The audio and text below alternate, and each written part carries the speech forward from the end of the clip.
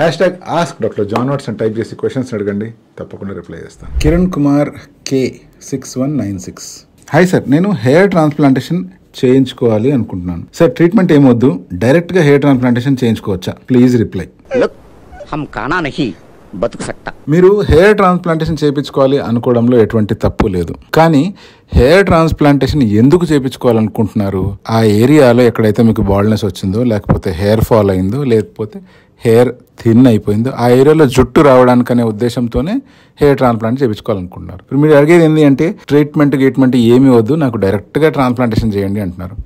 Suppose అనుకుందాం మీకున్న hair fall condition, మీకున్న బాల్డ్నెస్ కండిషను అర్లీ స్టేజ్లో ఉంది అనుకుందాం.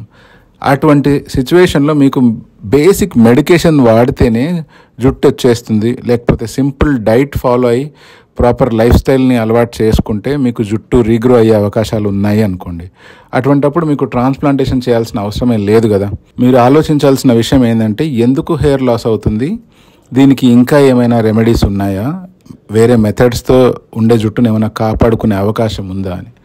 ఎటువంటి అవకాశం లేకపోగా బట్టతల మరీ క్లియర్గా విజిబుల్ అయిపోయి అక్కడ హెయిర్ కూడా చాలా పలచబడిపోయింది అన్న సిచ్యువేషన్ ఉన్నప్పుడు డెఫినెట్గా మీరు హెయిర్ ట్రాన్స్ప్లాంటేషన్ చేయించుకోవచ్చు. అటువంటప్పుడు అదే పనిగా మళ్ళీ హెయిర్ ట్రీట్మెంట్స్లో టైం వేస్ట్ చేయాల్సిన అవసరం లేదు. బట్ అలా కాకుండా మీరు ఇంతవరకు ఎటువంటి ట్రీట్మెంట్ తీసుకోలేదు అంటే మొట్టమొదటిగా మీరు తీసుకోవాల్సింది మెడికల్ ట్రీట్మెంట్. అంటే మినాక్సిల్ కావచ్చు, బయోటిన్ కావచ్చు, మెడికేషన్స్ తీసుకొని ఉండే జుట్టును కాపాడుకోవడము, అట్లీస్ట్ ఎగ్జిస్టింగ్ హెయిర్తో పాటు బాల్డింగ్ అవుతున్న హెయిర్ ఏమైనా గ్రో అవుతాయా అనే విషయాన్ని అబ్జర్వ్ చేయడం.